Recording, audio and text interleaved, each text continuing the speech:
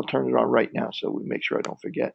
And we'll so that will not be non-cumulative. Also, just materials, just a second exam.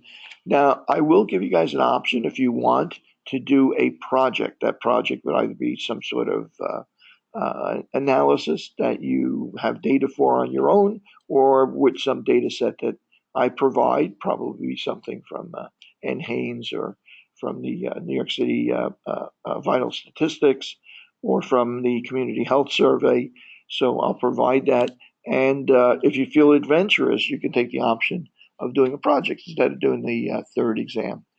There'll be probably by the time we get the third exam, there won't be a lot of material left between the second and third exam.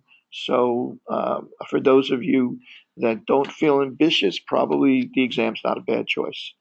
Now, as far as the next week is concerned, July 3rd is kind of an awkward day for us to have a class for a couple of reasons. One, that Blackboard's going to be down all day for updates, and you'll have to be able to log on, or at least make sure that you're able to log on with your CUNY First password. You might want to practice that ahead of time at some point to make sure it's working. You know the password. I know it forces me to update my password every once in a while, so I have to sometimes go back and scramble for it. So I'm planning on having the July 3rd session online. It looks like it only makes a real difference to two of us. To tell you the truth, there aren't that many of us showing up after shortly after an exam. Maybe two or three of us in class anyway. But I'm planning on make that strictly online, and I'm going to, presuming that Blackboard will be up, the materials for the class will be on Blackboard if it's available. But I'm also going to either email it or create a link where you can go and get the materials for the class and the links for the lecture and lab, so that we won't be shut out if their reboot goes longer or if they have a problem or something like that.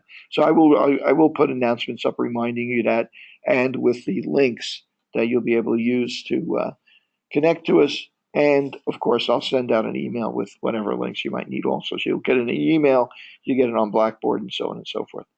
So I think we'll be able to, I have enough backups that I don't think we'll be caught short when we have to face that upgrade next week. Okay, so so I'm sorry that we do need the class though. Unfortunately, we can't just skip the class. I know it's a 4-day weekend, and it's tempting to just say, well, let's take the 4-day weekend, but we do need the class because there's so much material to cover in 8 weeks that we would normally cover in 16 weeks during the semester. That it'll really set us back if we don't do it. It'll make it a lot harder in the long run if we don't actually have the class. Okay, so I'm going to get started with the material for tonight, and I want to just review some stuff that we were talking about previously. Okay, so one of the things that we were looking at previously is this relationship again between a normal distribution and repeated samples of the same size from that normal distribution. Okay, we recognize that if we have a normal distribution, like say something like this, that this is a population, its mean is say 100, its standard deviation is equal to, let's say, 20, then well, we know about 95% of the people in this population are going to have values or scores between two standard deviations below the mean and two standard deviations above the mean, or roughly 60, right? 60 up to 140. Okay, there'll be some people that are outside of that range, actually 2.5% of the people on this end and 2.5% on that end, but there'll be some people outside of that range.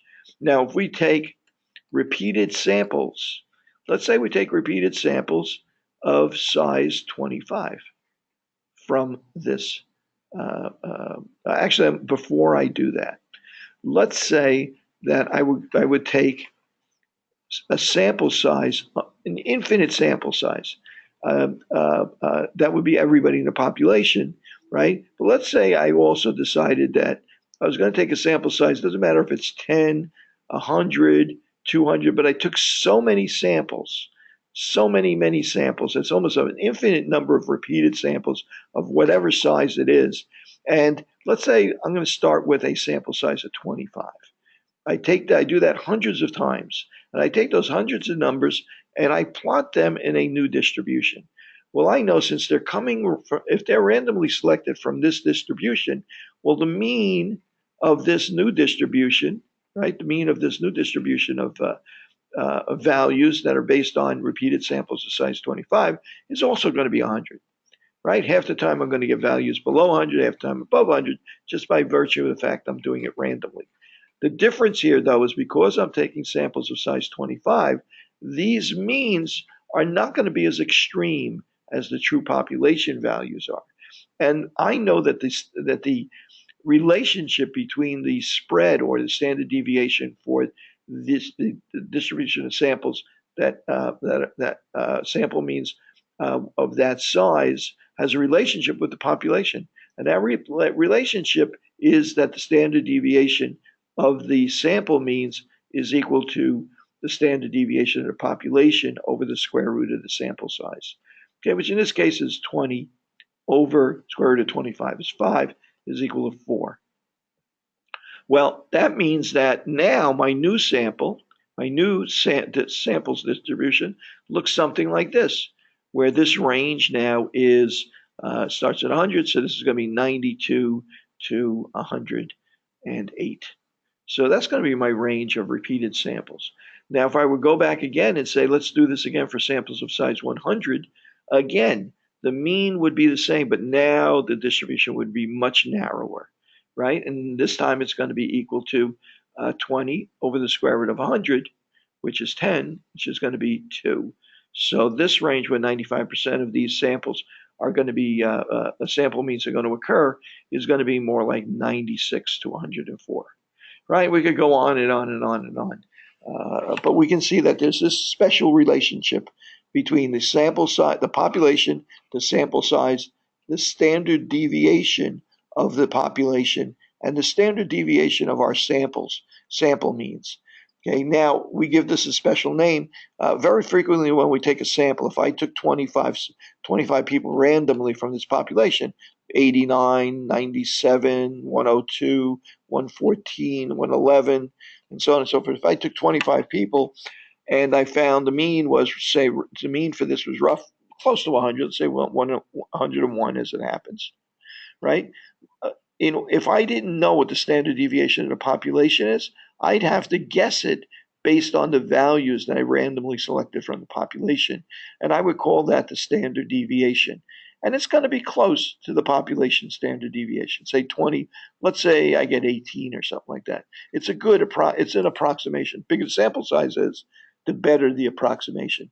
But it's not a perfect approximation because I'm basing it not on knowing the population's standard deviation, but on my estimate of the population standard deviation based on my sample, the sample that I happen to take. So I got a little bit of a problem there. One of the problems is that I need to distinguish the standard deviation of the sample itself, which approximate the population standard deviation, from the standard deviation of these repeated samples of the same size. So what I'm going to do is I'm going to call these repeated samples of the same size, I'm going to call that the standard error. That's going to give me the spread I would expect from repeated samples of the same size. Okay, that's my standard error there. My standard deviation approximates my population standard deviation. Okay, so little confusing. I can understand, first time you might be hearing this. But when we get into application of this, I think it's going to get a little bit simpler for us. Let me just open up a file here. Okay, so I'm going to open up this document here. It's on Blackboard, as are these other files as well. Maybe not every one of them, but I'll make sure every one of them is there at some point. And let's see. I don't want to start with this one. I think I want to start with the other one. It takes a while for my Word to load its memory and really get started. Let's give it a moment. I think I'm okay now. Nope, still not. There we go. Okay, let me get this out of the way for now. Let's see what we got here. Okay, let's see. I'm not in love with that one either. I'm just going to open up a data file. Let's say single sample. I'm going to open up this data file. It's an Excel file. Okay, here's a sample from a population. Be here soon, I think. Here's a sample from a population. It's a sample of size 9. Okay, so this sample of size 9, let's say I know nothing about this particular population. Okay, now what I want to know about this population is I want to know where the middle of it is, what spread it has, where the middle of it is. So since I don't know what mu is, the mean of the population is, I don't know what standard deviation of sigma is of the population, I need to derive all the information I need from the sample that I've taken, this random sample of people in this population. So let's say I want to find the mean and the standard deviation of this population. Okay, so my estimate for the mean of the population is going to be my same as my average of this group of samples, random samples that I took, 9 people. Okay, well, it looks like I mean, these are the same numbers we used last time. I just want to go over this. The standard deviation is going to be equal to,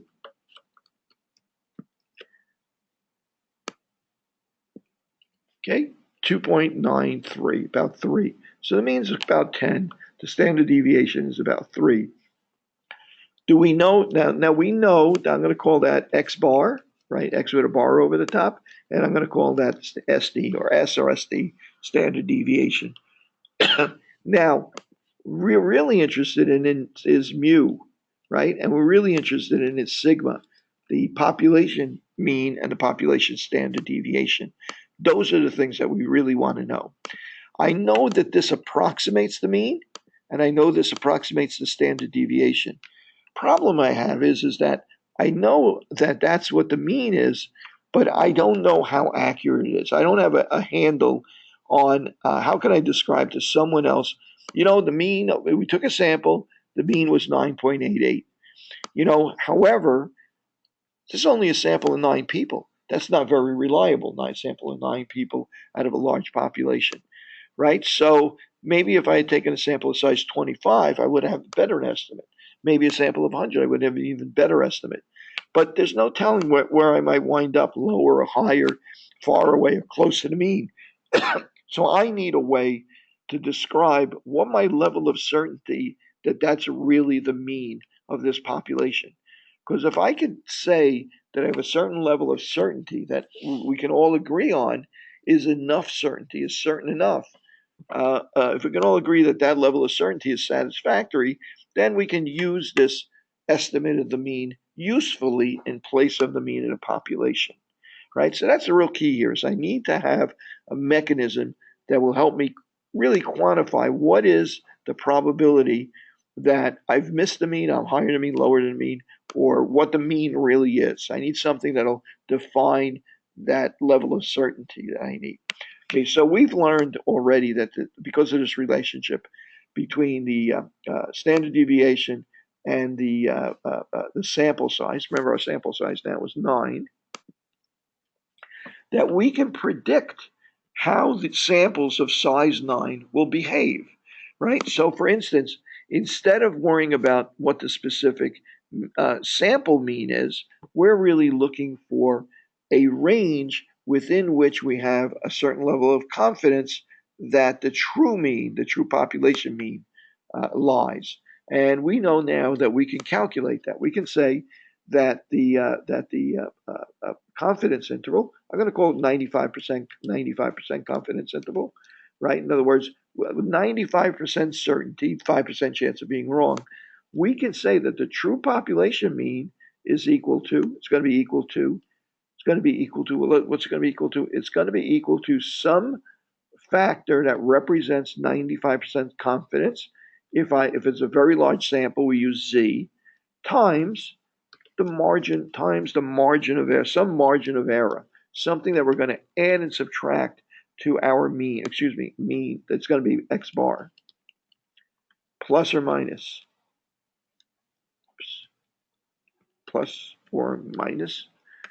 some value of z times the times a margin of error.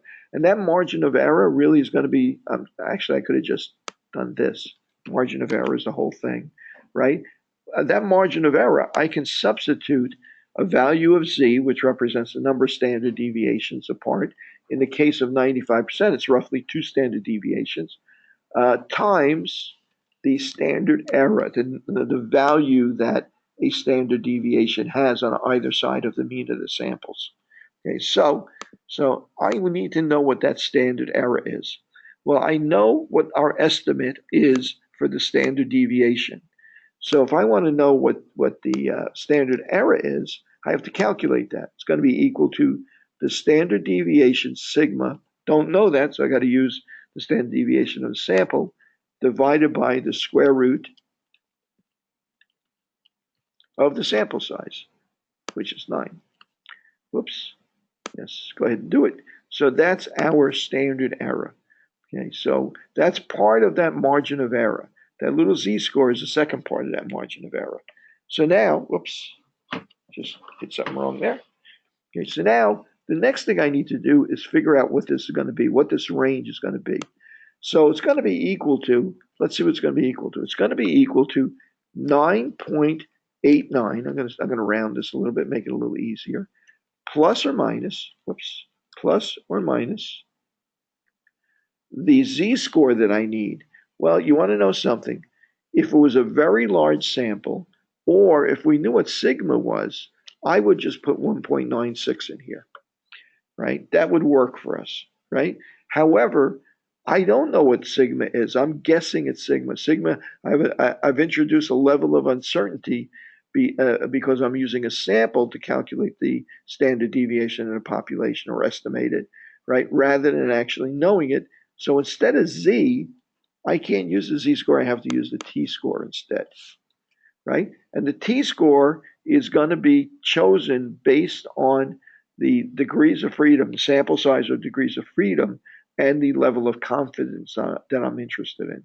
So now I have to go now and try and figure out what that's going to be. So let's see what that t-score is going to be.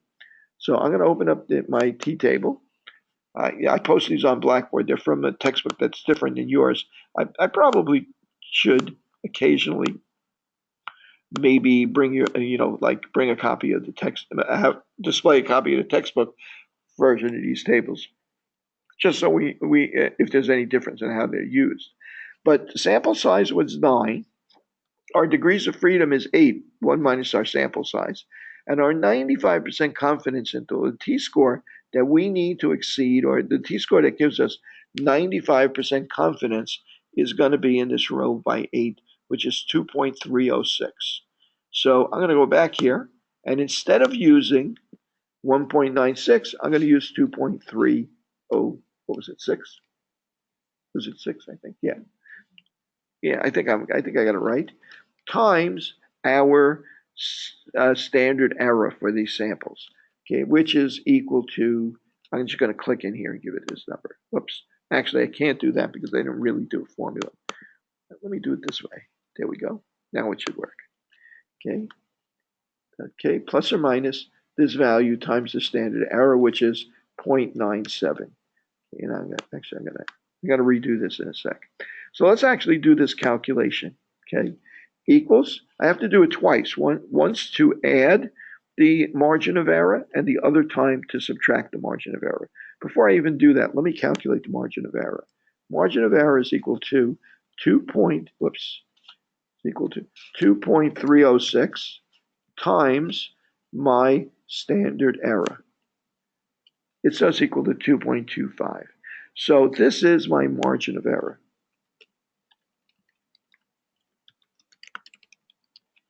Okay, so now I'm going to add and subtract that to my mean. So my 95% confidence interval is going to be 9.888889 minus my margin of error. And the upper limit of it is going to be equal to my mean plus my margin of error. So based on what I understand about the way samples behave and how they estimate the mean of a population and the standard deviation of a population, and taking into account the uncertainty of a small sample size, which is why I'm using T instead of Z, I found that my sample seems to suggest that the mean is 9.88, but I don't know how accurate that is. However, I can say with 95% certainty, I know the accuracy of the prediction that I'm going to make now. I can say with 95% certainty that the population mean, the true population mean, is between 7.6 and 12.1. Okay, if I had a bigger sample size, that would be a narrower range, right? Because my standard error would be smaller, right? So my margin of error would then be smaller, and my t-score would be, the t-value I would need would be smaller because it would be based on the sample size, less uncertainty with a bigger sample. If it were an infinite sample, then this would be 1.96, and I would have the minimum range that I could get from that sample size. Okay, so, but that's what I really need. Now, instead of doing this, if I wanted to know a 99% confidence interval, only one thing's going to change here. If I want to predict a 99% confidence interval, what's the one thing that's going to change here? If I wanted to be 99% confidence, exactly right, yeah. Let me see if they get them at home. Yeah, that 2.306, the t-score is going to change. The t-score for this sample size is going to have to be three, oh no, 3.355. Yeah, 3.355, right? So that number, 3.355 times 0.97, is going to make the margin of error bigger. So it's going to make my confidence interval for 99% a wider range. Makes sense. The wider the range is, the higher your level of confidence that you've captured the true mean. If I were willing to be only 90% confident, again, the only thing that I have to change is the t-value that I'm using. For 90% confidence, the t-value can be 1.86. That's where we're going, in that direction, right? So that's a smaller number, 1.8 times 0.97 is going to make the margin of error smaller, meaning you subtract a smaller number from there. So it's going to be a narrower range than 7.6 to 12.1. Okay, and that makes sense also, because if I'm willing to take more risk of being wrong, in other words, now a 10% chance of being wrong, I can make that a narrower range. Most of the time, in most applications, we're going to be looking for a 95% confidence interval. Okay, so everybody comfortable with that so far? Sure. So for a test, what type of question would you be asking us? Would we need to give you both the positive and the... Yeah, I would ask you, for instance, I might give you just this column of numbers, and I might ask you to calculate the mean, the standard deviation, and then give me the confidence interval for the true population mean, right? And then you would figure what t-score you need. You would calculate the mean for the sample. You would calculate standard deviation for the sample. You'd use that to calculate the standard error, sigma over the square root of n, right? Standard deviation of the square root of n. And then you would decide what t-score you want. And then we could actually write these steps out, one step after another, and so on. Okay, so now let's say, I'm going to throw an extra twist in here, which is the direction that we're going to be going tonight. Let's say I said to you, before we did any of this, stuff here, I told you, what can I make this equal to? What is this stuff here? What's in that range of numbers? That's the number of cigarettes that, let's say this is the number of cigarettes that chronic smokers in the United States smoke per day. Okay, now if I were to tell you that Canada did a survey of every smoker in Canada, and they found that Canadian smokers, chronic smokers, smoke on average, the mean of the population for Canadian smokers is 7 cigarettes per day. And I asked you, well, let's do a study that determines whether or not American chronic smokers smoke more cigarettes than Canadian smokers. Well, this you know is the mean. This is mu for Canada, right? That's a known mean. Where now we want to compare that for the true mean for the United States. Well, problem here is that we happen to know it for Canada. The problem for the United States is we don't have the resources to go ahead and do this survey, so we're never going to know what it is. No, even after we do a sample, we're never going to know for sure what the mean number of cigarettes is per day for United States smokers, right? So we're forced to do a survey, do a sample people randomly. So we do a random sample, and this is what we find in our random sample.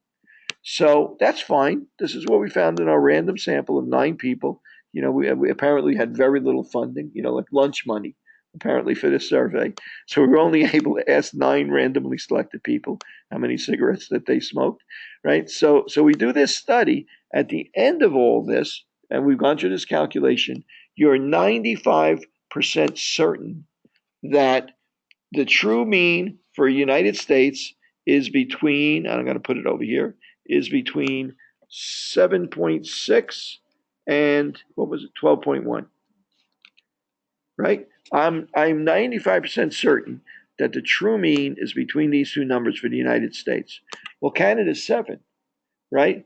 Does that mean that I don't know whether United States average is different or the same?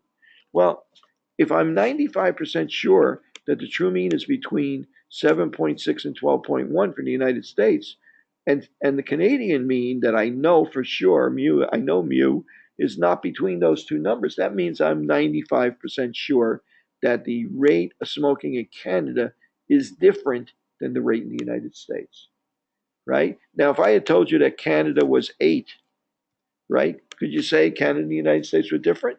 Well, we calculated the average was 9. We think the average is 9.88, but we don't know how accurate that is. But we do know that we're 95% sure it's between these two numbers. Well, since 8 is not outside of that range, we can't be 95% sure that it's not 8 in the United States, or even lower than 8, right? So we can't say with that level of certainty that they are different, right? 90% is a lower level of confidence. Yes, it means, in other words, that you're only 90% sure that the mean is between those two numbers. I'm answering an online question. That means you have 10% chance of being wrong. That the mean has a 10% chance of being outside of that range, or you're being wrong about that. Well, this is a good way where there, when we have, this is called a single sample test. In a single sample test, we take one sample from a population, and then we know the mean for the other population, and we compare the results of that sample to the known mean for the other population. Only one sample going on, right? So we call it a single sample test. Now, in real life, we probably wouldn't have known that the mean was 8 for Canada. We would have had to take 9 people from the United States, compare them, call this Y, compare them to 9 people for Canada, and then find the mean for this one and the mean for this one, and then we're got to be worried about figuring out the confidence intervals and do they overlap and so on and so forth. It gets a little complicated when we're dealing with 2 samples. When we're dealing with one sample, it's pretty simple. Is this mean for Canada? Is it outside of the confidence range I have for the United States, or inside of the confidence range, in order for me to tell that they're different? Okay. So basically, I'm using my confidence interval to prove a point. Moving forward, we're going to use the confidence interval only to identify the range that we think the true mean lies in. When we deal with multiple samples, 2 samples, even 3 samples or 4 samples or something like that from different populations, we want to compare them, we're probably not going to want to use the confidence intervals of each individual sample. There's going to be there's a number of reasons mathematically why you don't want to do that. But we're gonna see that there's better ways to do that. One of the things that I can do is I can say to myself, this mean is the mean that I calculated I can kind of twist this around a little bit. And I can say to myself, the mean for Canada is 8. So if I were to draw a distribution for Canada, the middle would be 8. And then I have a mean for the United States that I calculate based on the sample that is 9.88. And I could say to myself, well, let's say that the number of cigarettes you smoke are normally distributed, and I want to compare this mean to this mean.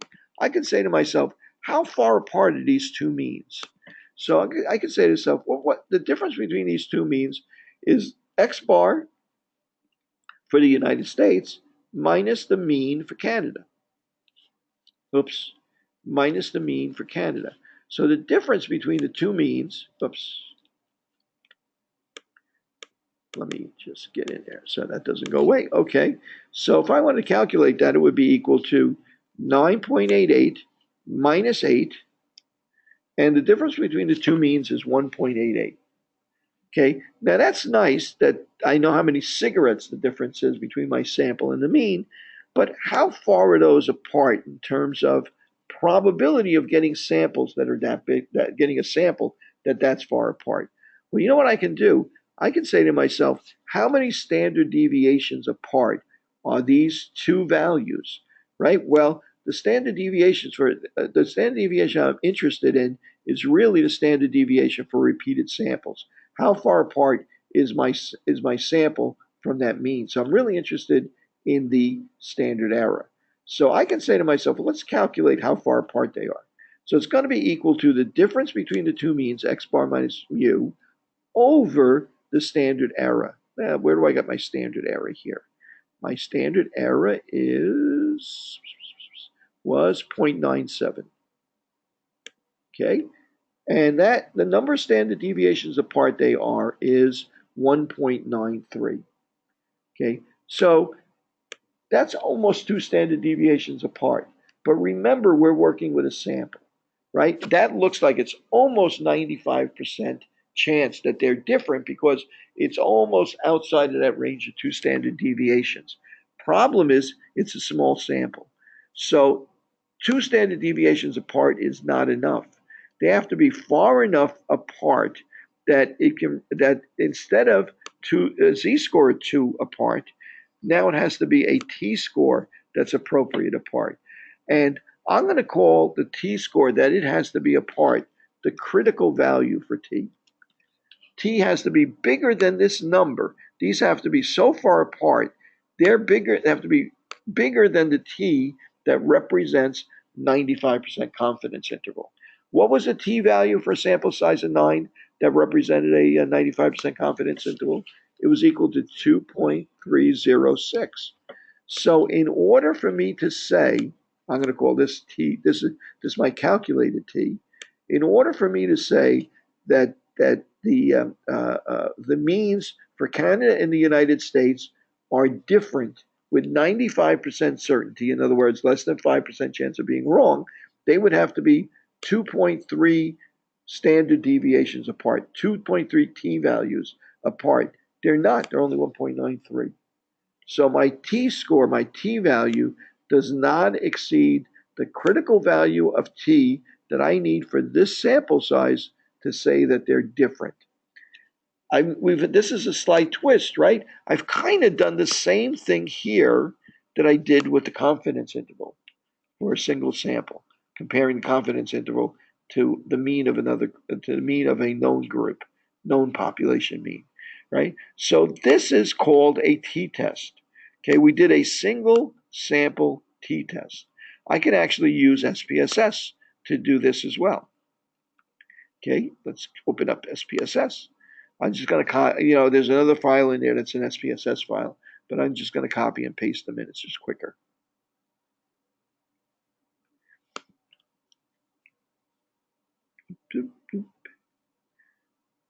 Okay, and I'm going to make sure I see all of these same numbers there. I'm just going to paste this in here. It should go in. Yep, it worked. Okay. So I pasted these numbers in here. It calls it variable 0001 since I didn't name it. But I'm going to go into analyze. I'm going to go into compare means. Well, I have a number of different choices for comparing means.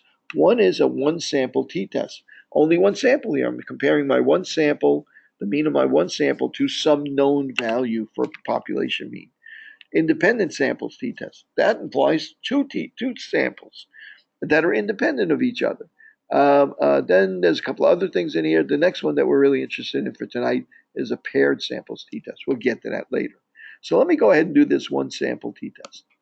And remember, what we're doing here is we're going to calculate the mean and the standard deviation and so on for for these 9 values, for the population that these 9 randomly selected individuals came from. And then we're going to compare it to the mean of another population. And that other population happens to have a mean of 8.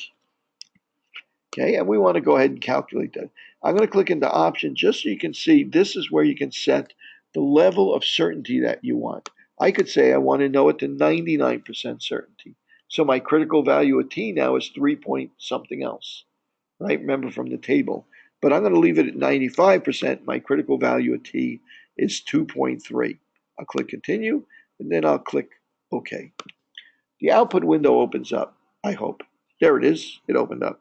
And what do we get? Well, first thing it does is calculate our mean, our standard deviation, and our standard error, which is our standard deviation divided by the square root of 9, divided by 3, and it comes out to 0.97. These are exactly the same numbers that we got when we did it in Excel. So, I'm sorry, Christine, I didn't catch what you were referring to there. Oh, okay, good. It came up already. Okay, so now let's see what the t-score looks like. Well, again, the t-score is the difference between the two values, the 9.88 and the 8 that I'm comparing it to, right? Which is 1.93 or something like that, divided by the standard error. The number of standard deviation or standard errors apart is the t-score. So it's 1.931. Now we know from the table that for a sample size of 9, that our t-score has to be at least 2.301 in order for us to say that the two means are different with 95% certainty. Here's our 8 degrees of freedom. Now this section over here, significance. The significance is the probability that you would get two values that have a t-score that's that big but be from the same population, but still be from the same population. And the probability of that happening is 9%, right? Now remember, I wanted to be 95% certain. So I want to have less than 5% chance that I want a t-score that'll give me less than 5% chance. A lot of times we call that the p-value, probability value. I want to be less than 5% chance that that these two values, the means of these two populations are the same before I say that they're different. Because I want that 95% certainty, right? So there's two ways to look at this. One is 95% certain, and the other is less than 5% chance that you're wrong when you say that they're different, right? Well, in this case, that claim that expectation that you'll only accept it if there's less than 5% chance of being wrong, that is called an alpha error, 5%. 5% is the level of error you're willing to accept for saying that they're different. Okay, so that's called an alpha error. So in this case, the t-score we know from the table is not big enough, doesn't exceed the critical value of t that we need. And now we know also that there's 9% chance that you would be wrong if you said that these two means were different. So there's two reasons here: the critical value of t and the fact that the p-value, the significance, is not less than 5%. Those are two reasons for not saying that these two are different. Are they the same? We don't know. That's not how this works. It doesn't predict how likely it is that they're the same. It's only used for predicting how likely it is that they're different. We're going to get now the next thing we're going to learn about tonight is we're going to learn about hypothesis testing. So we need a way to describe this process. And the way that we describe this process, another called hypothesis testing, is to set up a hypothesis, a estimation of what the situation is here. And our hypothesis here is, our starting hypothesis is that the mean for the United States is equal to the mean for Canada. We're going to start with the assumption that the two means are the same. And what we want to do is gather enough evidence to say that the mean for the United States is not equal to the mean for Canada. This is really what we want to prove here. This is where we're going to start, and we're not going to allow ourselves to say that they're different unless we can say so with 95% certainty, or in other words, a chance of being wrong, an alpha of 0.05, 5%. Okay, so since we always start out with an equality that they, in one form or another, we always start out with an equality that the two means are the same. Same, kind of like, means no difference. So we call this the null hypothesis, right? H null or H null hypothesis. Now, if we may manage to get rid of that, reject that, say that's not true, then it gives us the opportunity to accept our alternative hypothesis. So we're going to call this the alternative hypothesis, right? So in our case, right, our p-value was equal to 0.09. It was not less than 0.05, so we have more chance of being wrong than 5%. So we fail to reject our null hypothesis, right? We cannot go ahead and say that they're different because it wasn't big enough for us to reject our null hypothesis. Now, if we had calculated this differently, and the t-score, difference between the mean, let's say, for instance, difference between the mean and so on and so forth, it came out to be, let's say that the first condition was true, that the mean for Canada was equal to 7, not 8, right? Well, if it were 7, not 8, then 9.89 minus 7 would have been 2.89 divided by, I forget what it was, or something like that. Maybe we got a t-score in that case of, let's say we got a t-score in that case of 2.7 and a p-value of 0.035. Well, now we got a different situation here. Now our t-score exceeds our critical value at t, and our p-value is less than our alpha value, our 0.05, the level at which we're willing to accept risk of if we reject the null hypothesis. In that case, if that had been the numbers that we got, we would have rejected the null hypothesis and accepted the alternative hypothesis. Right? So what are the options here? One option is that we reject the null hypothesis and we accept the alternative hypothesis, H alt, I'll call it. Right? That's one thing. If we're lucky, that happens, and we've proved what we wanted to prove, that the two things are different. If I don't have enough if my p-value is too high, my t-score is too low, as my t-score gets bigger, my p-value gets smaller. If I don't have enough evidence, like as we did when we first did the calculation, then I would fail to reject the null hypothesis, that the two means are equal. Does that mean I've proved that the two means are equal? No. We don't know if they're equal or not. All we know is that we didn't have enough evidence to reject the null hypothesis. So your conclusion would be one of these two things. You would not say we accept the null hypothesis, because you can't accept the null hypothesis. You don't know if it's true. That's not what this process is all about. Okay? Is the t-score high or low when you reject the null hypothesis?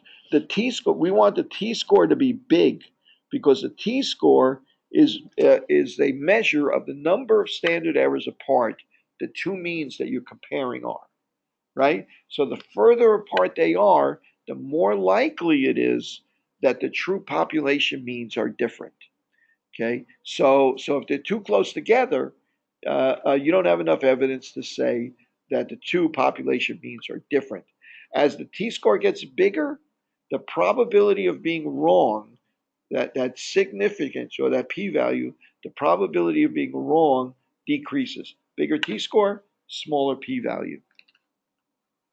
Yeah, the p-score, p-value, the p-value is the probability of being wrong if you reject the null hypothesis. In other words, if you have a t-score of 2.301, p is equal to exactly 0.5. Right? If you have a t-score that's bigger than 2.301, in this case for a sample size of 9, then the p-value is less than 0.05. They are associated with each other directly.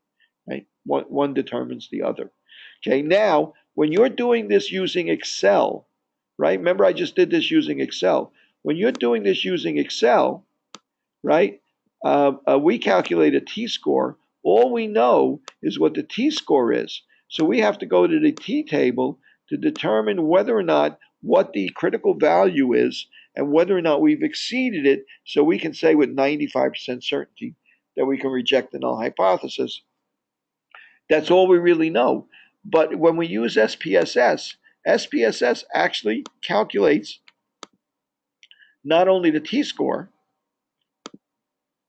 but it also calculates the actual probability of being wrong.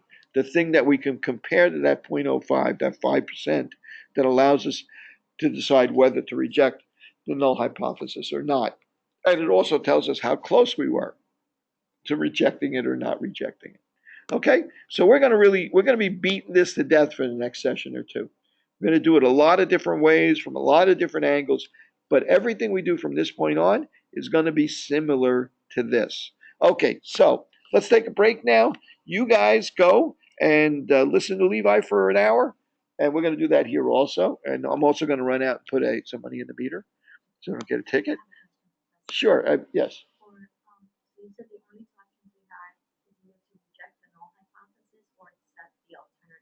No, you have two options. One is if you reject the null hypothesis, you then say, I also accept the alternative hypothesis. They go together. I reject the null hypothesis and I accept the alternative, right? That's if your t-score is big enough and your p-value is small enough, right? The other option you have is you fail to reject the null hypothesis. Your t-score isn't big enough and your p-value is too big. So in that case, you fail to reject. T is too small, right?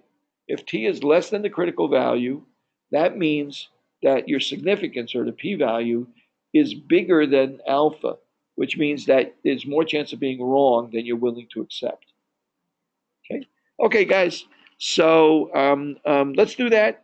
We'll be back online at about 7:30. 7:30. I think it's about an hour and 5 minutes. About 7:30, 7:35. Okay, same time, same place, same bad channel. They used to say that, what's his name just died recently. What's his name? He escapes me at the moment. The guy who played Batman in the 60s. Oh man, I can't remember it. But at the end, Adam West, thank you very much. Adam West, thank you, Vicky. Adam West died. But at the end of every show, he would say, see you next week, same bad time, same bad channel. So let's see you at 7:30. Bye.